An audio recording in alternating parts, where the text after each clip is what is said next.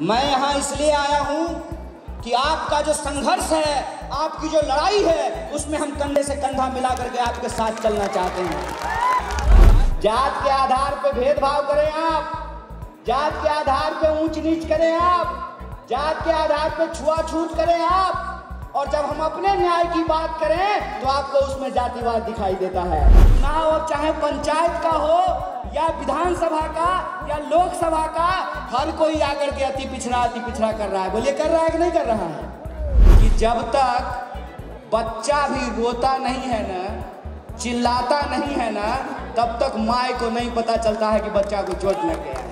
कि आप इस संघर्ष में, इस लड़ाई में अगर एकजुट हैं तो आपको जीतने से कोई रोक नहीं सकता है, क्योंकि कहते हैं बिन हवा न पत्ता हिलता है, बिन लड़े न कुछ भी मिलता है।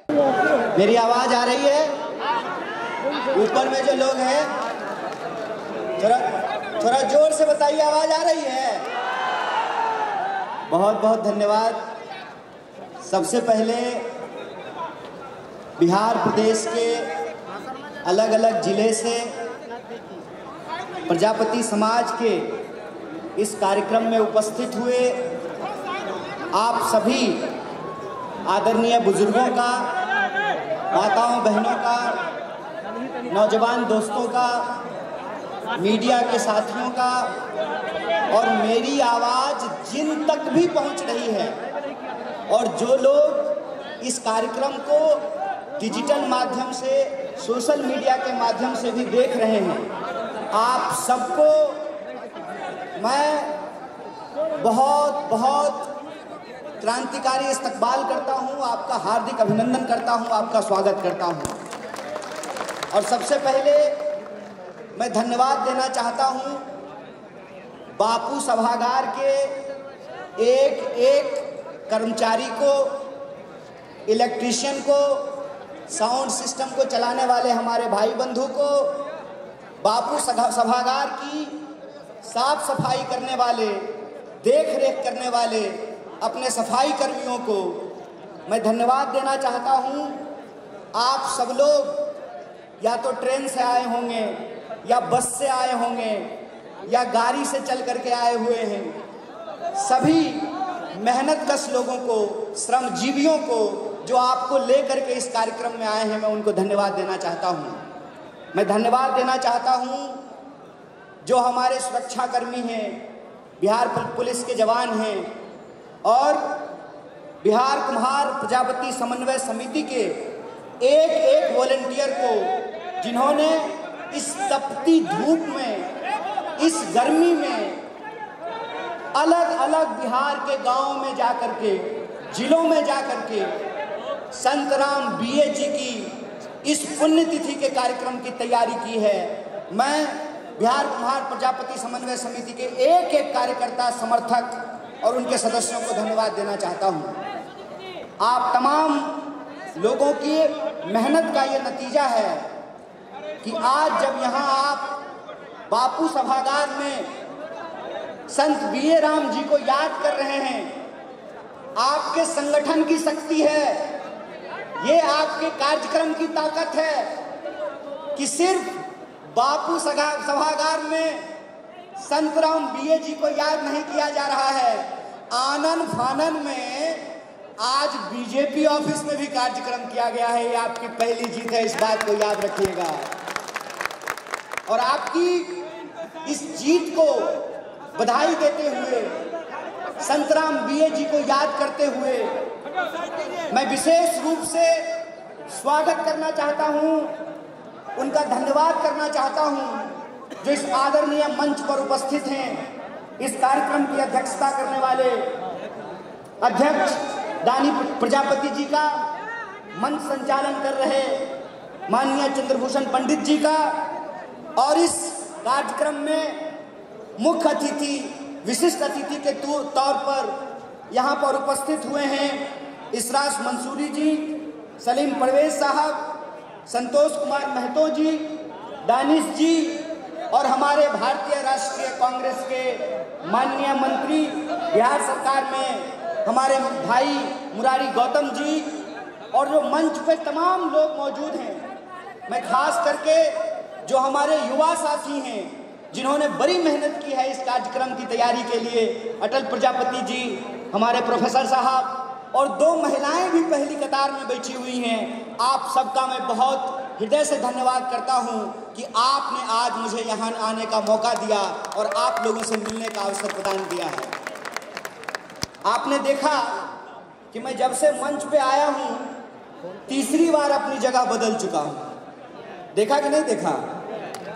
पहली बार आया तो उस कोने में था, फिर थोड़ा बीच में आया, थोड़ा और बीच में आया, तो मैं बिहार कुम्हार प्रजापति समन्वय समिति के अपने एक एक कार्यकर्ताओं को और इस संगठन से जुड़े हुए एक एक समर्थकों को एक बात का आश्वासन देना चाहता हूं कि मैं यहां सिर्फ इसलिए नहीं आया हूं कि आप मुझे मंच पर जगह देंगे।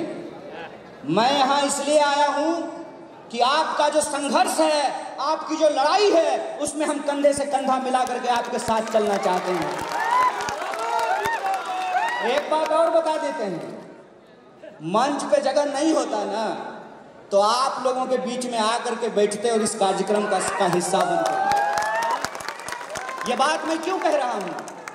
ये बात मैं इसलिए कह रहा हूं कि आज हमारे समाज में, हमारे देश में जो राजनीतिक परिस्थिति है, उस परिस्थिति को हमको समझना पड़ेगा। और वो परिस्थिति क्या है? परिस्थिति ये है कि हमसे ज्यादा समझदार तो जानवर और पक्षी होते हैं। कहते हैं कौवा भी कौवा का मांस नहीं खाता है, लेकिन आपने अपनी आंखों से देखा होगा कि पेड़ को काटने वाली कुल्हाड़ी के पीछे भी लकड़ी लगी होती है। इस बात को याद रखिएगा। आज हमारे समाज की जो स्थिति है, उसमें जो लोकतंत्र की हालत है, उसको हमको समझना पड़ेगा। लोकतंत्र का क्या उद्देश्य है?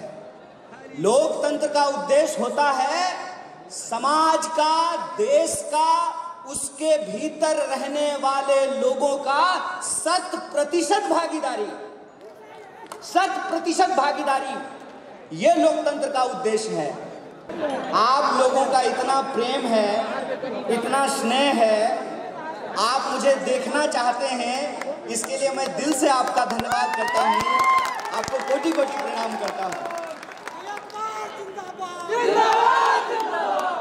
अरे आज संत राम बीए जी को याद करने का है, उनको जिंदाबाद कहिए। आप हमारा जिंदाबाद क्यों कह रहे हैं? बोलिए संत राम बीए जिंदाबाद, प्रजापति समाज जिंदाबाद, हमारी लड़ाई जिंदाबाद, हमारी एकता जिंदाबाद, आवाज दो। हमेशा व्यक्ति का गुणगान मत कीजिए साहब, विचार का गुणगान कीजिए। डॉक्टर बाबा साहब भीमराव अंबेडकर ने कहा है कि समाज का परिवर्तन कोई व्यक्ति नहीं करता है, विचार करता है। इसीलिए हमेशा विचार को प्रथम रखिए, इस बात को याद रखिए। व्यक्ति का क्या है? आज जवान है, कल बूढ़ा हो जाएगा। आज जिंदगी है, कल जिंदगी चली जाएगी। विचार जिंदा रहता है। डॉक्टर बाबा साहब भीमराव अंबेडकर व्यक्ति के तौर पे नहीं, एक विचार के तौर पे हमारे बीच में जिंदा है, संविधान के तौर पे हमारे बीच में जिंदा है। संतराम बीए जी को हम क्यों याद कर रहे हैं? संतराम बीए जी को हम इसलिए याद कर रहे हैं कि जब समाज जुल्म के खिलाफ आवाज उठाने से घबराता था, जब समाज जुल्म को चुपचाप बर्दाश्त करता था, तब संतराम बीए जी ने बड़ी मेहनत से पढ़ाई की, कई भाषाओं को सीखा, पत्रकारिता की, डॉक्टर बाबा साहब के साथ काम किया। और आप जानते हैं उनकी पुत्री का नाम राहुल सांकृत्यायन जी ने रखा था। तो लोगों को अपने कर्म पे ध्यान देना चाहिए। और इस बात को याद रखिएगा कि प्रजापति समाज की अगर कोई लड़ाई है, पूरा का पूरा अगर कोई संघर्ष है, तो ये संघर्ष यही है कि जन्म के आधार पर हम किसी के साथ कोई भेदभाव नहीं होने देंगे। अरे हम कहाँ पैदा होंगे, आप कहाँ पैदा होंगे, ये आपके हाथ में है। कोई इस बात की गारंटी ले सकता है कि कौन इंसान किस माँ के कोख से पैदा होगा, और जिस माँ के कोख से पैदा होगा वो महिला जिसकी पत्नी होगी, उसकी जो जाति होगी वो जाति उसकी हो जाती है। और जन्म के आधार पे अगर समाज में भेदभाव होता रहेगा तो आप मुझे बताइए कि हम कौन से नए भारत का निर्माण करने जा रहे हैं। आधुनिक भारत की नींव इस बात पर रखी गई है कि जन्म के आधार पर किसी भी इंसान के साथ कोई भेदभाव नहीं होगा। और लोकतंत्र की बुनियाद ये है कि हम 100% भागीदारी को सुनिश्चित करेंगे। और मैं कह रहा था, माताएं यहाँ बैठी हुई हैं, माता जी, जब आप अपने बच्चों को दूध पिलाती हैं, अपने बच्चों को खाना खिलाती हैं, तो मुंह में खाना खिलाती हैं ना, लेकिन उसका पोषण पूरे शरीर में पहुंचता है कि नहीं पहुंचता है? नाक से सांस लेते हैं ना, वो हवा, वो ऑक्सीजन पूरे शरीर में पहुंचता है कि नहीं पहुंचता है? और वो ऑक्सीजन, वो खाना, वो पोषण अगर पूरे शरीर में नहीं पहुंचे तो बीमारी होती है कि नहीं होती है? अगर हम समाज को देखते हैं, समाज को अगर हम एक शरीर के रूप में देखते हैं तो हम क्या पाते हैं? हम पाते हैं कि समाज में असमानता है। आप विचार करके देखिए कि मेरी नाक लंबी हो जाए 5 मीटर की तो मैं अच्छा लगूंगा? मुझे स्वस्थ कहा जाएगा कि अस्वस्थ कहा जाएगा? समाज में अगर भेदभाव है, समाज में अगर ऊंच नीच है, समाज में अगर छुआछूत है, जन्म के आधार पर यदि इंसान के साथ कोई बुरा बर्ताव हो रहा है तो सामाजिक न्याय की मांग करना और सामाजिक न्याय के लिए संघर्ष करना ये हमारा बुनियादी अधिकार है। इस बात को याद रखिएगा। और जब आप अपने न्याय की बात करेंगे, अपने लिए संघर्ष करेंगे, तो कुछ लोग आपके ऊपर एक आरोप लगाएंगे। आरोप क्या लगाएंगे? कहेंगे कि आप जातिवाद कर रहे हैं। बाजी महाराज, बड़े खिलाड़ी हैं आप। जात के आधार पे भेदभाव करें आप, जात के आधार पे ऊंच नीच करें आप, जात के आधार पे छुआछूत करें आप, और जब हम अपने न्याय की बात करें तो आपको उसमें जातिवाद दिखाई देता है। ये बेईमानी नहीं चलने वाला है।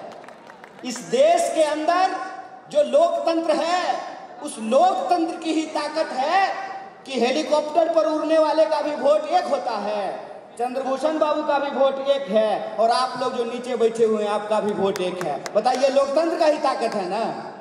इस लोकतंत्र की शक्ति को हमको पहचानना पड़ेगा। और शक्ति हमारी क्या है? शक्ति हमारी ये है कि हमारी जितनी संख्या है उसके आधार पर समाज से, राजनीति से, अर्थव्यवस्था से जुड़े हुए हर चीज में हमारी भागीदारी सुनिश्चित होनी चाहिए। एक उदाहरण मैं आपको बताना चाहता हूं। देखिए, चुनाव जितना बड़ा होते जाता है, भागीदारी का सवाल उतना छोटा हो जाता है। चुनाव जितना छोटा होते जाता है, भागीदारी का सवाल उतना बड़ा होते जाता है। एक उदाहरण से यह बात मैं आपके सामने रखना चाहता हूं। अभी पंचायत के चुनाव की बात हो रही थी। पंचायत का जब चुनाव होता है तो आपने देखा होगा कि एक परिवार में अगर 10 लोग भी हैं, उसके घर पर भी सुबह शाम मुखिया का जो कैंडिडेट होगा, गोर लगी माए, गोर लगी चाची, गोर लगी फुफ्फा, गोर लगी चचा करते रहता है। चुनाव जैसे जैसे बड़ा होते जाता है तो समाज में वैसे लोग जिनकी संख्या विधानसभा के हिसाब से कम है, लोकसभा के हिसाब से कम है, आप देखिएगा उनको नजरअंदाज किया जाना शुरू हो जाता है। ऐसा होता है कि नहीं होता है? मान लीजिए किसी जाति की आबादी पूरे बिहार में 1 करोड़ है। 1 करोड़ का क्या मतलब है कि परसेंटेज में उनकी परसेंटेज की संख्या ज़्यादा नहीं है, लेकिन अपने अधिकार को लेकर के जब समाज में सजगता आई, समाज के लोग जब इस बात को समझने लगे, संगठित होने लगे, एकजुट होने लगे, तो आपने क्या परिवर्तन देखा है? आपने ये परिवर्तन देखा है कि चुनाव अब बड़ा हो या छोटा, चुनाव अब चाहे पंचायत का हो या विधानसभा का या लोकसभा का, हर कोई आकर के अति पिछड़ा कर रहा है। बोलिए, कर रहा है कि नहीं कर रहा है? कर रहा है ना। प्रधानमंत्री जी भी अपने भाषण में जाकर के कह रहे हैं कि मैं पिछड़ा समाज से आता हूं। तो एक प्रश्न जो लोग शासन में बैठे हुए हैं उनसे एक प्रश्न पूछा जाना चाहिए। विधान के हिसाब से, संविधान के हिसाब से यह प्रश्न पूछा जाना चाहिए कि समाज के सब लोगों की भागीदारी कैसे सुनिश्चित की जाएगी। समाज में रहने वाले, और मैं किसी एक जाति की भागीदारी देने और दूसरी जाति की भागीदारी छीनने की बात नहीं कर रहा हूँ। मैं कह रहा हूँ कि समाज का निर्माण इस तरीके से हो जैसे माता बच्चे को दूध पिलाती है और पोषण पूरे शरीर को मिलता है, उसी तरीके से आप भागीदारी इस तरीके से दीजिए कि पूरे समाज में एक संतुलन रहे। जैसे हमने आपको कहा कि अगर सिर्फ हमारे हाथ लंबा हो जाएगा तो हम अस्वस्थ कहलाएंगे।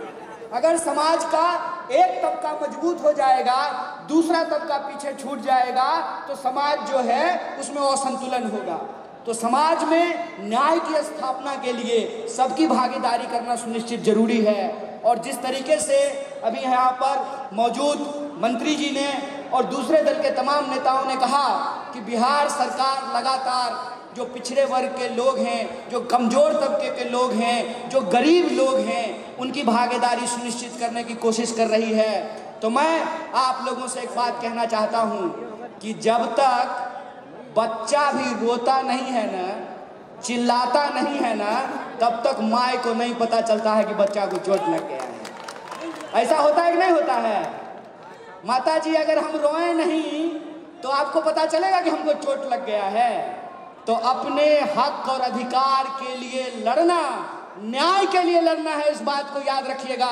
और जो आपकी इस लड़ाई में आपके साथ खड़ा है वो आपका भागीदार है, आपका साथी है, आपका सहयोगी है, और हाथ से हाथ मिला करके हमको अपने हक और अधिकार के लिए संघर्ष करना पड़ेगा। क्योंकि आज परिस्थिति और चुनौती, उसको दो स्तर पे हमको समझने की जरूरत है। पहला स्तर ये है कि जो हमको मिला है उसको हम बचाएं, जो अधिकार हमको प्राप्त हुआ है उसको हम बचाएं। और दूसरी चुनौती ये है कि जो अधिकार हमको नहीं मिला है उन अधिकारों को हम प्राप्त करें। जहाँ तक बचाने का सवाल है तो आप जानते हैं कि आज किस तरीके से लोकतंत्र के ऊपर हमला हो रहा है।